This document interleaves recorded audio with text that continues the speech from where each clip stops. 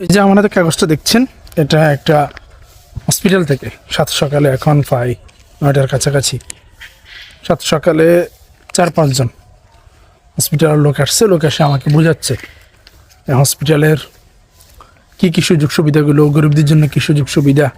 But তাদের এই ক্যাম্পেইনটা দেখে আমার একটা জিনিস মনে হলো, বাংলাদেশের 92% মুসলিমের দেশ, যেখানে এখনো পর্যন্ত শরিয়া আইন বাস্তবায়িত হয় নাই।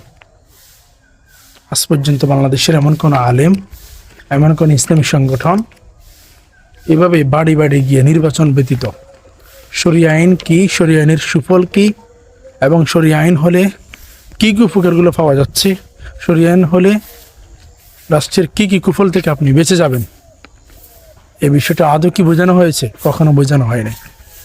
শরিয়া আইন যদি বাস্তবায়ন করতে হয়, আপনাকে রাষ্ট্রের প্রত্যেকটা নাগরিকের কাছে শরিয়া আইনের পরিচয়, শরিয়া আইনের সহজলভ্যতা, প্রত্যেকটা বিষয় তুলে ধরতে হবে। নতুবা শরিয়া আইন বলে চিৎকার করলেও এই রাষ্ট্রের মানুষ যদি শরিয়া আইন না বোঝে, কখনো আপনি শরিয়া আইন বাস্তবায়ন করতে পারবেন না।